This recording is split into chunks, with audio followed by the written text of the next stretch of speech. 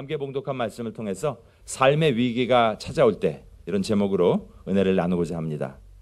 우리가 주의 백성으로 은혜를 받고 성령 충만함으로 주님의 뜻을 이루며 살고자 열심히 달려간다 하더라도 우리의 삶 가운데는 늘 고난이 찾아옵니다. 우리의 삶 가운데 위기가 찾아옵니다. 목사님, 저는 단 한 번도 고난을 당한 적이 없는데요. 단 한 번도 위기를 겪은 경험이 없는데요. 저는 매일 기도하거든요. 혹시 저한테 이렇게 자신 있게 이야기하실 수 있는 분 계시면 한번 손 들어 보십시오. 우리가 부족해서가 아니라, 우리가 영적으로 무엇인가를 잘못해서가 아니라, 때로는 열심히 믿음으로 달려가는 우리의 삶 가운데 분명 고난과 위기가 늘 찾아옵니다. 올 한 해 우리 축복의 유통자가 되기 위해서 결단하며 나갑니다. 축복의 유통자가 자로 사니까 만사형통하게 하시겠지. 아닙니다. 네, 축복의 유통자 삶 가운데 많은 고난이 있을 것입니다. 많은 공격이 있을 것입니다. 우리 그럼에도 새해는 복 많이 나누세요. 옆에 있는 분과 다시 한번 인사하시겠습니다. 새해 복 많이 나누세요. 새해 복 많이 나누시기 바랍니다. 받은 복을 많이 나누시면서 나가실 수 있기를 주님의 이름으로 축복합니다. 삶의 고난과 위기, 피해갈 수 있다면 참 좋겠는데 피해가지 못하고 우리의 삶에서 어쩔 수 없이 우리가 부딪히는 그런 일을 겪게 됩니다. 어쩌면 보통 때처럼 평범하게 살면 아무 일이 없을 텐데 이렇게 유난히 내놓고 축복의 유통자로 살겠습니다. 예수님의 제자답게 살겠습니다. 주님이 사랑하시는 그런 교회를 세워나가겠습니다. 더 그렇게 하고 더 열정적으로 열심히 나가면 어쩌면 세상의 바람이, 역풍이 우리를 향하여 더 심하게 불 수도 있다는 사실을 우리는 기억하여야 하겠습니다. 성경에 나와 있는 많은 인물들을 보면요, 그것도 믿음 좋은 인물들이 많으시거든요. 그런데 그들마다 삶 가운데 엄청난 어려움을 겪은 것을 성경은 기록하고 있습니다. 그렇죠? 그리고 이 사도 베드로가 이렇게 기록합니다. 아예 그러므로 너희가 이제 여러 가지 시험을 만날 수밖에 없다. 걱정, 근심 생길 수밖에 없다. 그러나 그것을 기뻐하라고 이야기합니다. 그리고 우리의 삶 가운데 연단이 찾아오거든, 불시험 이런 것이 찾아오거든 이상하게 여기지 말라. 왜 이상하게 여기지 말라고 해요? 믿음으로 살 때 이런 일이 닥치는 것 당연하기 때문에. 어쩌면 이런 일이 없다면 나는 그리스도인답게 살지 못하는지도 모르겠습니다. 믿기 이전 모습이나 세상 사람들의 모습이나 똑같은 모습으로 내가 살기에 아무런 어려움이 없는 것은 아닌지 우리 자신을 한번 돌아보아야 하겠습니다. 믿음으로 믿음의 경주를 달려갈 때 삶 가운데 여러 가지 일들을 겪습니다. 그분들이 책을 많이들 써내시더라고요.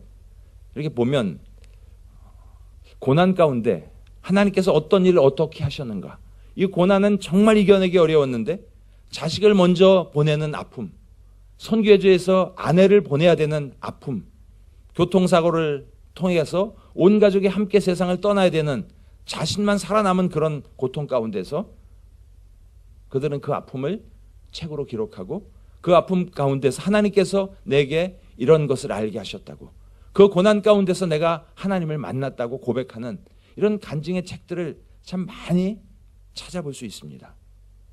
그리고 그 고난이 그들의 믿음을 더 굳건히 세웠다라는 그런 간증. 그러나 이 모든 책들의 공통점 한 가지는요, 우리가 분명히 알아야 될 공통점 한 가지가 있습니다. 이게 뭘까요? 고난은 있다. 우리의 삶에 고난은 있다는 것을 분명하게 이야기하고 있습니다. 믿음 좋다고, 나 모태신앙인이라고, 내가 직분이 목사라고 고난이 절대 피해가지 않는다라는 것을 분명하게 이야기하고 있습니다. 삶에 어려움이 찾아옵니다. 그렇죠? 근데 찾아오는 이유는 다 다릅니다. 내가 잘못했을 때 삶의 어려움이 찾아올 수 있죠. 예, 찾아올 수 있습니다. 그러나 내가 잘했음에도 불구하고 고난이 찾아올 수 있습니다. 환경 때문에.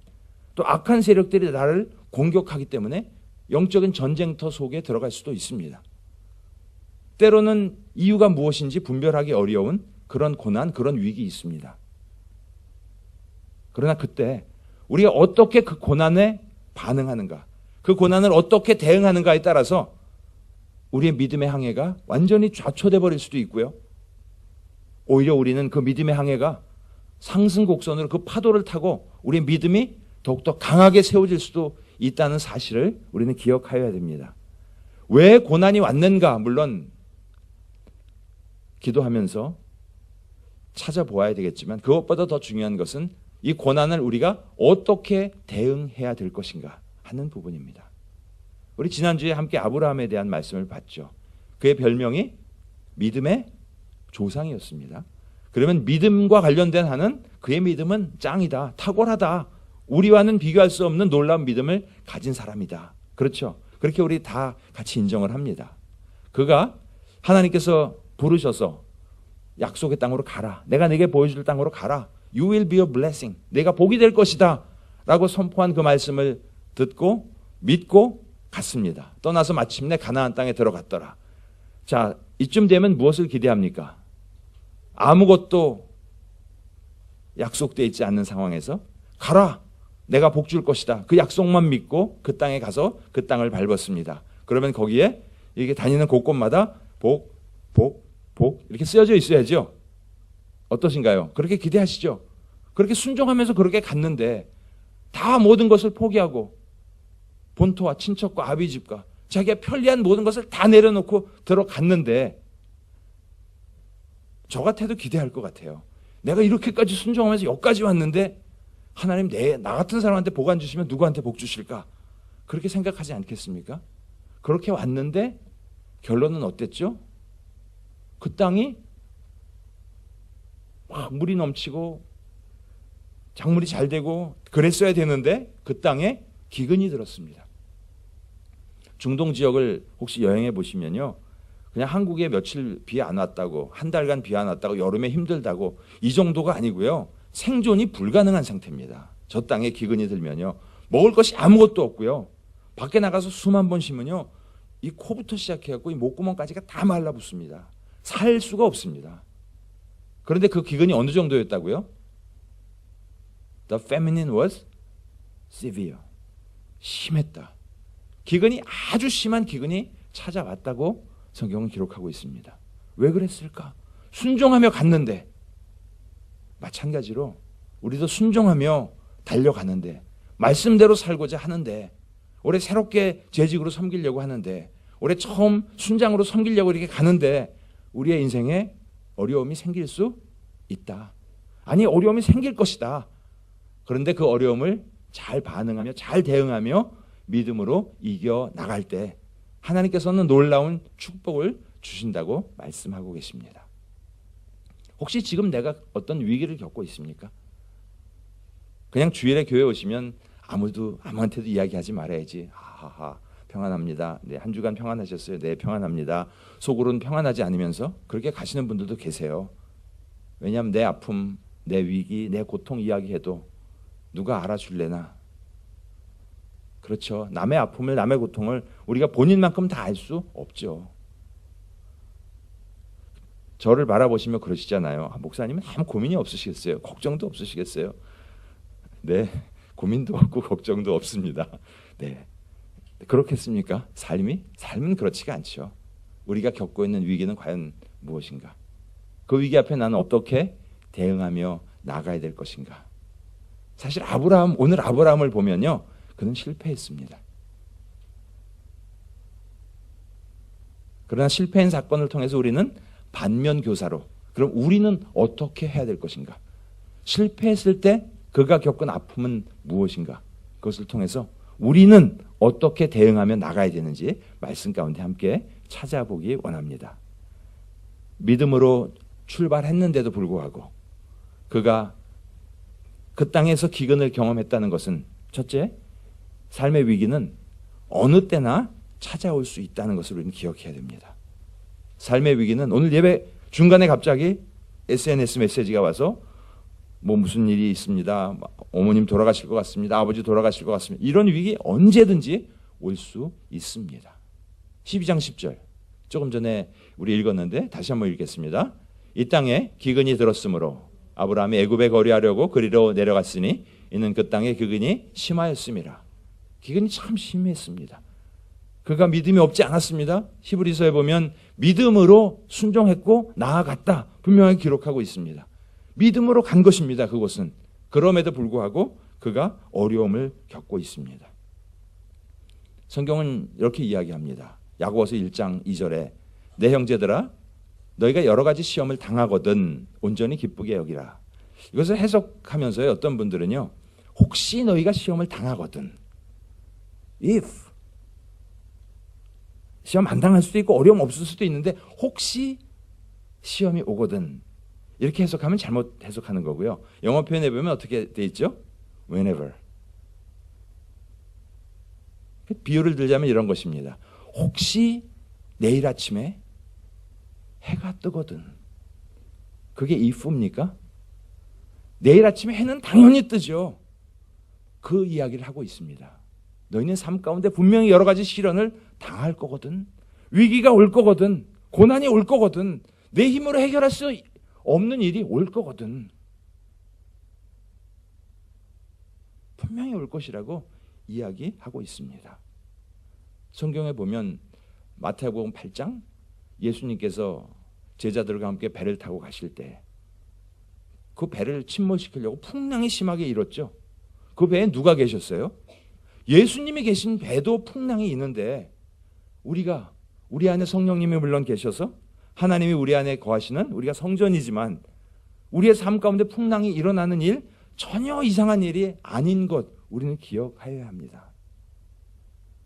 우리 삶 가운데는 나의 직분과 관계없이 나의 믿음의 수준과 상태와 관계없이 우리 삶 가운데는 위기가 늘 올 수 있다. 이것을 우리는 기억해야 되겠습니다. 그런데 어떤 분은 믿으면 만사형통합니다. 믿으면 아파트 당첨 잘 됩니다. 믿으면 복권 사시면 복권 당첨됩니다. 믿으면 아이 명문대학 들어갑니다. 믿으면 병마가 다 떠나고 건강해집니다. 그러면 그럴 때마다 또 아멘 아멘 아멘 하시는 분 계시죠. 네. 아멘 하시는 분들 마음 이해합니다. 왜냐하면 그렇게 되고 싶어서. 그런데 신앙생활이 정말 만사형통인가? 그렇지 않은 모습 많이 보지 않습니까? 새벽기도 가다가 교통사고를 당하시기도 하죠. 왜 그럴까? 바울이 고백한 고백 중에요, 자기가 깨달은 것이 하나 있는데 나는 정말 선을 행하고 그렇게 살기를 원하는데, 바울이 자기 자신을 볼 때 나에게 뭐가 있다고요? 악이 있습니다. 그런 우리가 성령 충만하고 하나님의 뜻을 이루고자 열심히 직분에 충실하고자 그렇게 산다고 하지만 내 안에 뭐가 있다고요? 우리가 악이 있습니다. 다른 동기도 있고요. 깨끗하지도 못하고요. 그것이 우리의 모습입니다. 그러니 세상은 오죽하겠습니까? 그 세상 속에서 살고 있는 우리, 믿는다고 만사형통? 이거 뭔가 잘못된 거죠. 뭔가 많이 잘못된 것입니다.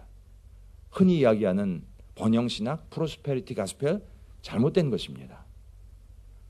그 번영은 세상적인 번영이 아니라 하나님 앞에서 하나님이 함께 해주시고 하나님이 이기게 해주시는 바로 그런 번영이죠. 돈 잘 벌고 자식 잘 되고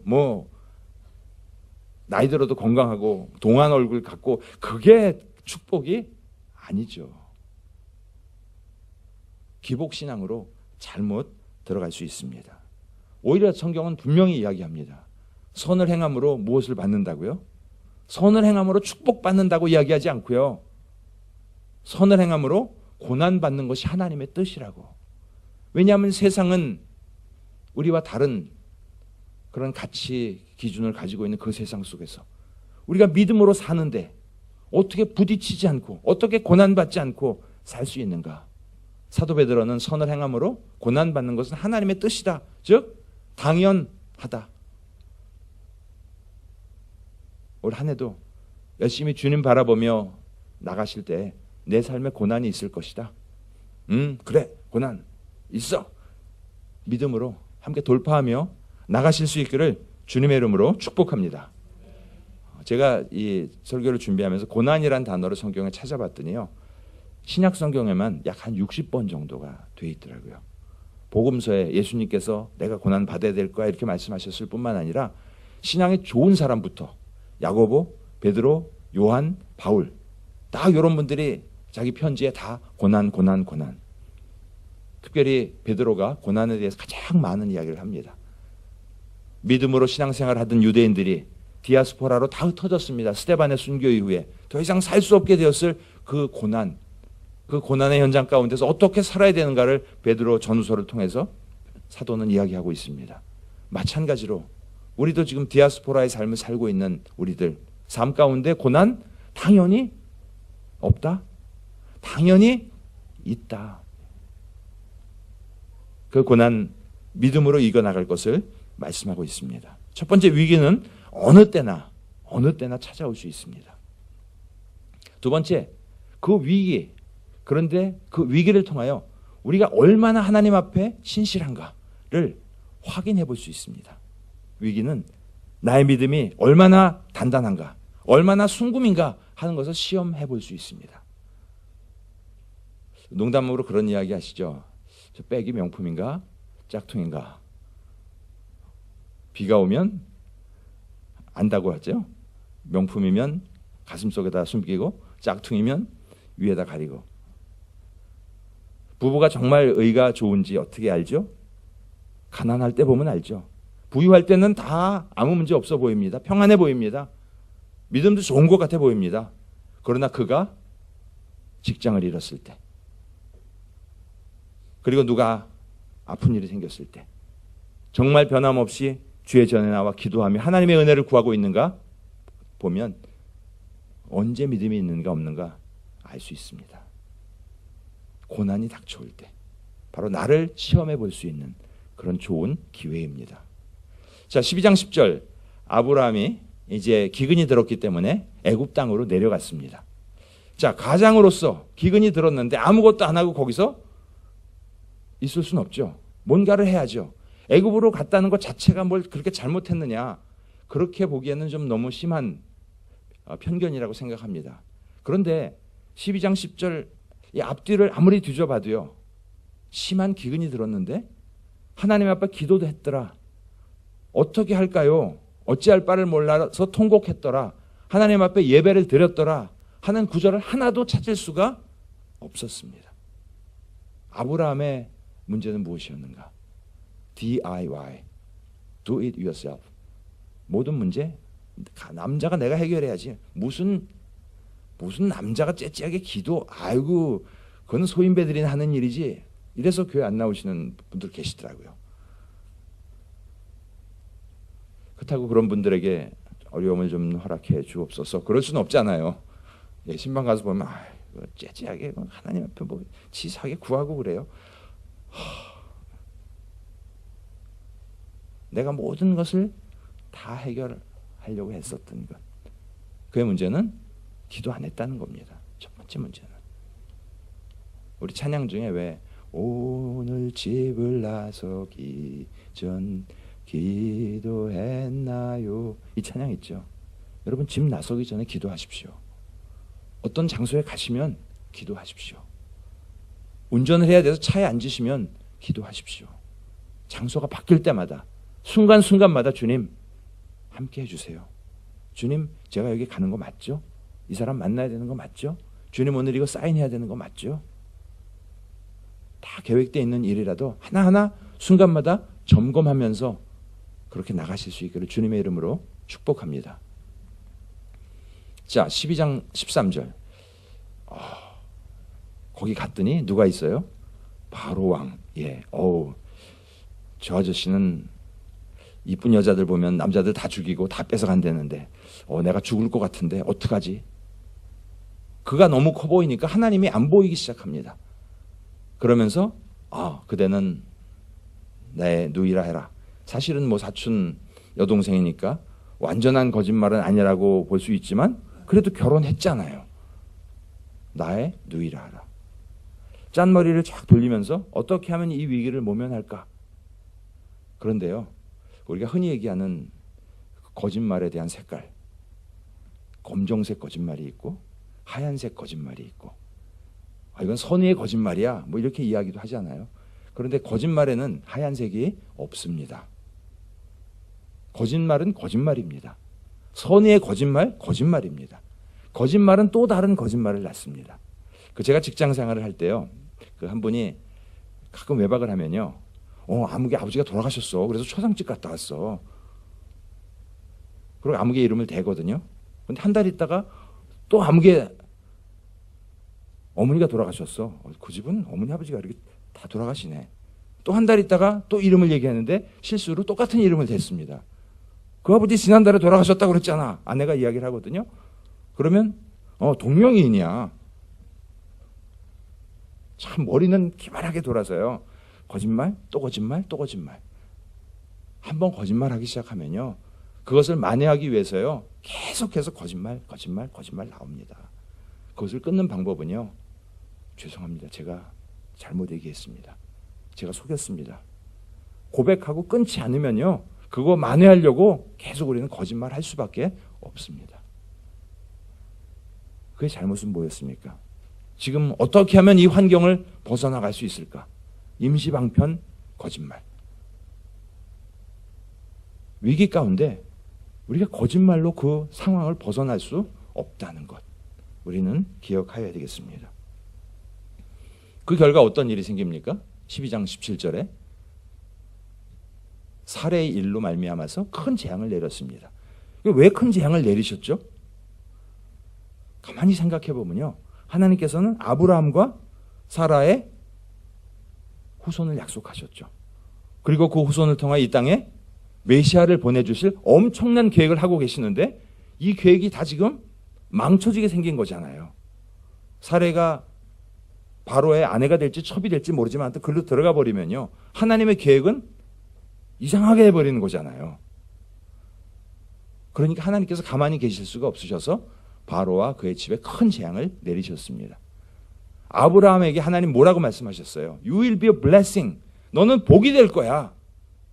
너 때문에 사람들이 다 복 받을 거야 라고 얘기했는데, 너 때문에 어떻게 됐어요? 복 받았나요? 너 때문에 복의 통로가 아니라 재앙의 통로가 돼버렸습니다. 우리가 위기 앞에 나만 모면하려고 잘못 반응하면 나 때문에 주변이 저렇게 피해볼 수 있다는 것 경고하고 있습니다. 내가 한 작은 거짓말 하나 때문에 배우자가, 나의 자녀가 그렇게 고난당할 수 있다는 거 우리에게 경고하고 있습니다. 분명히 우리를 복의 통로로 부르셨는데, 복의 통로로 올바로 쓰임받기 위해서 우리는 어떻게 반응해야 되는가? 정직하게, 솔직하게 그렇게 반응해야 되는데, 그렇게 하지 못했을 때 이런 일이 생깁니다. 많이 잘못한 것 같지 않는데 결과는 많이 나빠지고 있죠. 한번 더 볼까요? 바로가 아브라함을 불러서 이르되 내가 어찌하여 나에게 이렇게 하였냐? 내가 어찌하여? 지금 누가 누구를 야단치고 있습니까? 바로가 아브라함을 야단치고 있습니다. 믿지 않는 사람이 믿는 사람을 야단치고 있습니다. 지금 이 시대에 교회 바깥에 있는 분들이 교회가 왜 저 모양이야? 왜 목사님들이 저렇게 욕심이 많어? 왜 크리스찬이 왜들 저래? 지금의 바로 그런 모습입니다.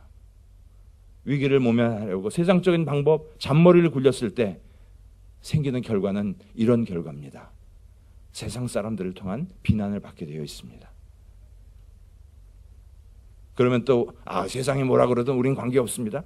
왜 관계가 없습니까? 세상에 소금으로 빛으로 살라고 하셨는데 세상에 덕이 돼야죠. 그래야 복음이 능력 있게 전해질 수 있는데, 근데 문제는 여기서 그치지 않았다는 사실입니다.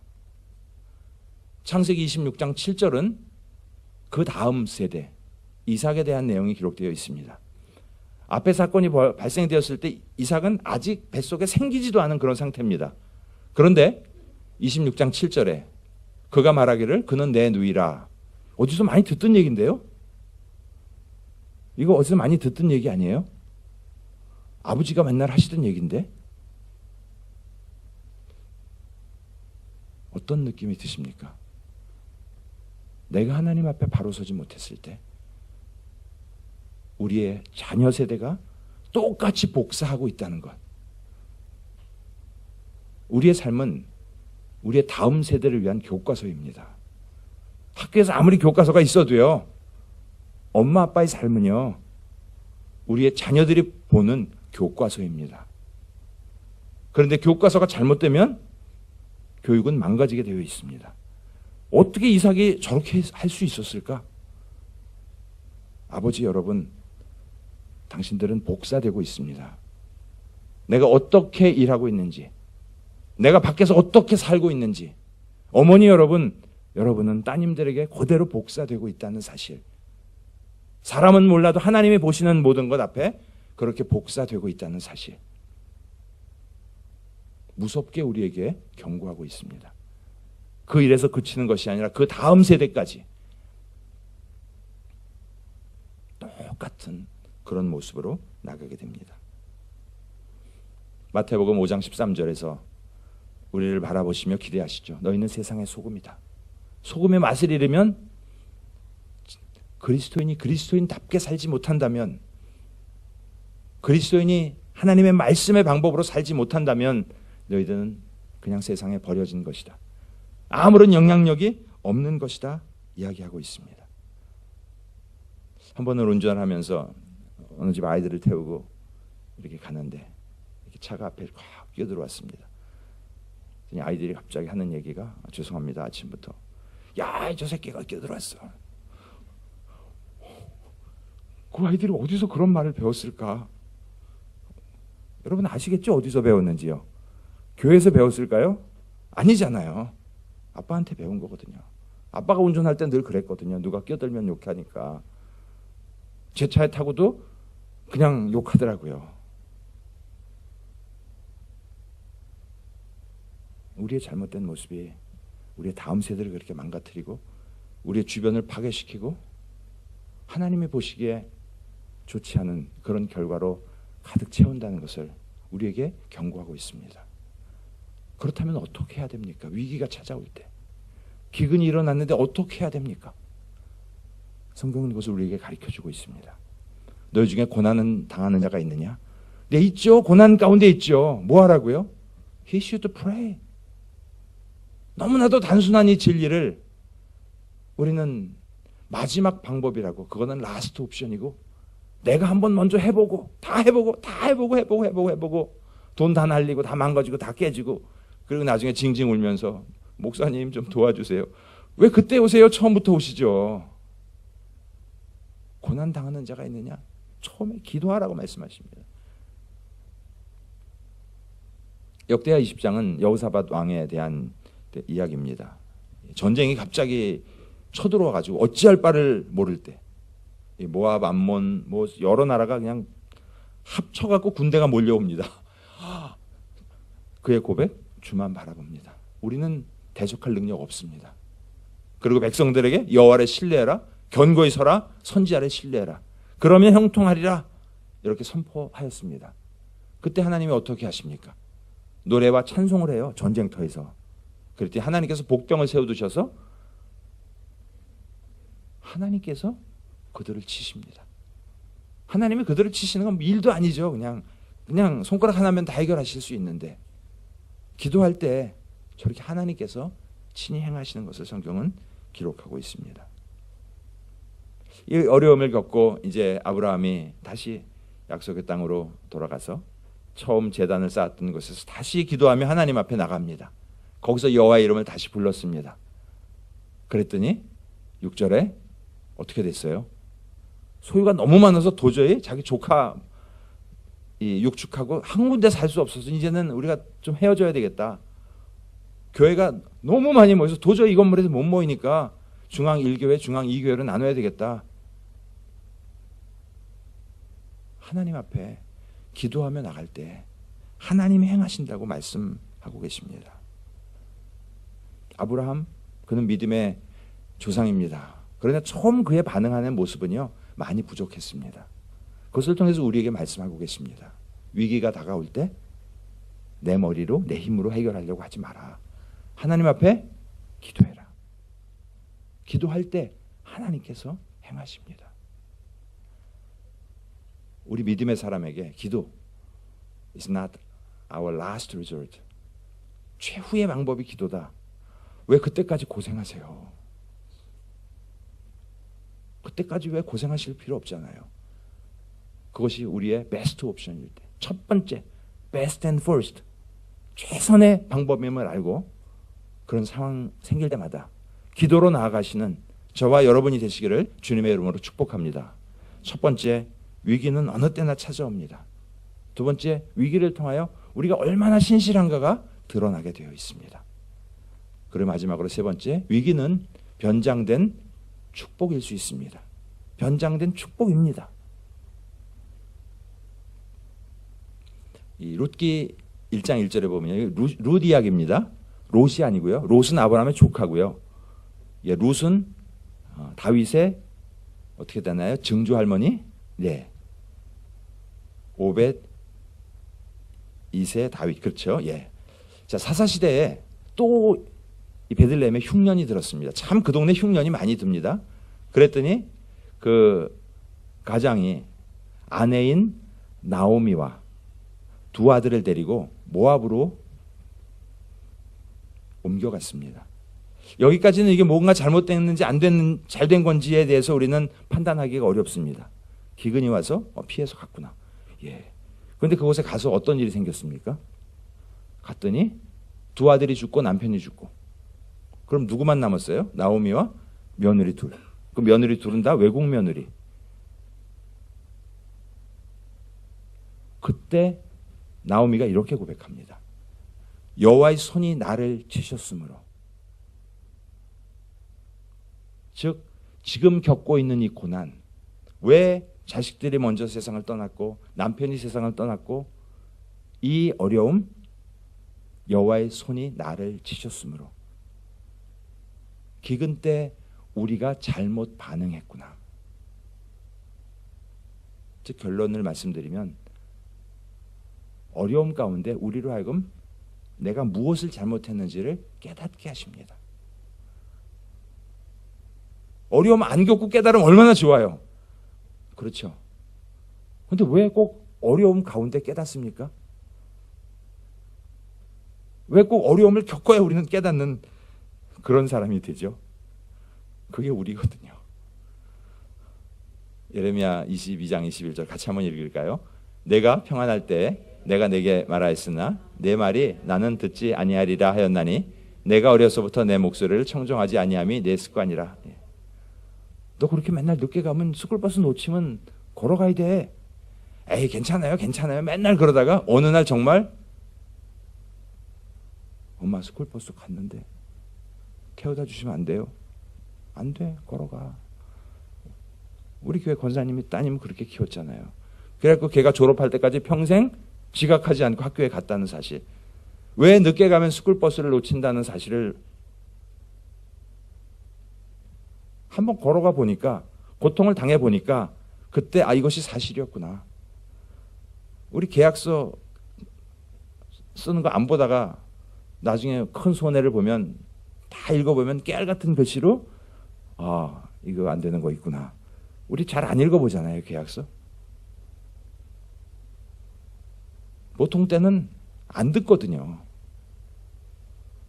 신앙생활 잘하십시오, 잘하십시오, 기도하십시오. 뭐 그냥 안 듣거든요. 그런데 정말 어려움이 닥치면 그때 기도했어야 되는데 그때 기도 안 했어요, 목사님. 그때 가서 깨닫거든요. 근데 그때가 늦은 때가 아닙니다. 그래도 그때라도 돌아와서 기도하면 하나님께서 회복시켜 주시고 은혜를 주실 텐데 그때도 돌아오지 않기 때문에 더 큰 고통과 고난을 겪게 되는 거죠. 욥이 고통을 겪고 나서 고백합니다. 정말 회개합니다. 내가 스스로 이제는 티끌과 재 가운데서 회개하나이다. 욥이 고백합니다.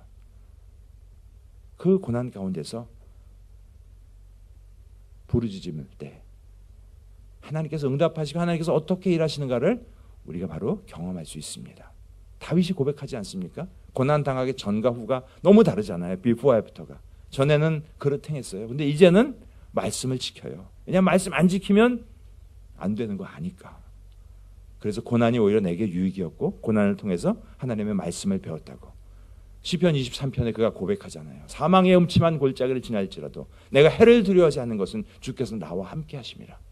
그게 고난 가운데서 그가 배운 놀라운 교훈입니다. 고난이 없었다면 배울 수 없는 그런 교훈. 역대하 32장 히스기야 왕의 내용입니다. 또다시 전쟁이 일어났을 때 기도하였더니 어떻게 했어요? 천사 한 명 보내서 다 해결해 주셨어요. 싸울 필요도 없이. 하나님께서 하신다고요. 기도하면 하나님을 경험하실 수 있습니다. 기도의 응답보다 더 놀라운 축복은요, 그 기도를 통하여 내가 하나님을 나의 하나님으로 경험했다는 것. 성경에 기록된 객관적인 하나님이 아니라 내가 경험한 주관적인 하나님으로 내가 경험할 수 있는 것. 이것이 위기 가운데 하나님 앞에 기도했을 때 우리가 누릴 수 있는 놀라운 축복입니다. 욥이 마지막에 42장이 욥기 마지막 장입니다. 내가 죄에 대해 귀로 듣기만 할사오냐. 많이 듣고 욥은 하나님에 대해서 많이 알고 참 신실했습니다. 그런데 그 고통을 다 지나고 난 다음에 욥이 이렇게 고백합니다. 이제는 눈으로 주를 배움나이다. 하나님을 경험했다는 겁니다. 부모 세대부터 몇 대를 이어서 신앙생활 하시고 성경도 많이 알고 뭐 들은 이야기도 많고 설교도 너무 많이 듣고, 그러나 욥의 고백처럼 내가 듣기만 하였는데 이제 내가 눈으로 주를 배움나이다. 혹시 우리 삶 가운데 어떤 위기나 절망적인 상황이 다가오거든 주님, 이 위기, 절망, 이 어려움을 통하여 내가 주님을 직접 눈으로 뵈는 그런 축복, 그런 간증을 나눌 수 있는 그런 은혜가 저와 여러분의 삶 가운데 있기를 주님의 이름으로 축복합니다. 크라이시스, 위기, 이것은 웨이크업 콜입니다. 따르릉 하고 깨워주죠. 안 일어나니까. 혹시 새벽 기도에 웨이크업 콜 필요하신 분 말씀하세요. 제가 한국에서 교회를 섬길 때요, 저희 담임 목사님이 저한테 웨이크업 콜을 해주셨어요. 5시 반에 새벽 기도가 시작됐는데 5시 40분까지 안 가면요, 강대상에 전화기를 하나 놓고 계신 분이셨어요. 이 집사 피곤해. 누군가 자다가 전화를 받는, 목사님이시네. 죄송합니다. 내일부터 나갈게요. 전 그렇게 훈련시켜 주셨어요. 미워서 그러셨을까요? 그렇게 위해 주셨어요. 많은 분들이 질투할 만큼. 웨이크업 콜. 여러분, 위기가 생겨서 나와서 기도하시는 것보다는 그 전부터 나와서 기도하시면 얼마나 좋을까요? 보통 때 잘 안 들리니까 위기 때는 하나님의 음성이 성경에 이런 구절도 있었어? 메가폰처럼 크게 들립니다. 그래서 위기를 하나님께서는 우리에게 허락하신다는 사실. 고난 가운데 우리는 축복을 경험할 수 있습니다. 그 축복은 하나님을 만나는 축복입니다. 그런데 우리의 믿음 생활은 계속해서 고난의 연속이기 때문에 이 모든 고난 속에서 우리는 계속해서 반복해서 하나님을 만날 수 있다는 사실. 그렇게 하나님을 만난 사람들의 많은 간증들이 있죠. 그래서 뭐 책도 쓰신 분 계시고요. 이 미우라 아야코 빙점 13년 동안 아팠고 그대로도 평생 아팠는데 그 아픔 속에서 주님 만나게 되었고 책을 썼고 또 뭐 주홍 글씨 뭐 이 어려움 가운데서 이 고백들, 또 제재소 직원으로 일하다가 어느 날 갑자기 해고가 돼서 무엇을 어떻게 해야 되나요? 기도하는 중에 여관업을 시작했는데 그것이 지금 세계적인 할리데이 인 그룹이 된 그런 간증들. 같이 한번 읽겠습니다. 우리가 알거니와 하나님을 사랑하는 자 곧 그의 뜻대로 부르심을 입은 자들에게는 모든 것이 합력하여 선을 이루느니라. 우리 삶 가운데 고난이 위기가 찾아옵니다. 피하지 마시고 그것을 축복으로 바꿔주시는 하나님을 경험하셔서 하나님 앞에 간증을 올려드리실 수 있는 그런 은혜가 있기를 주님의 이름으로 축복합니다.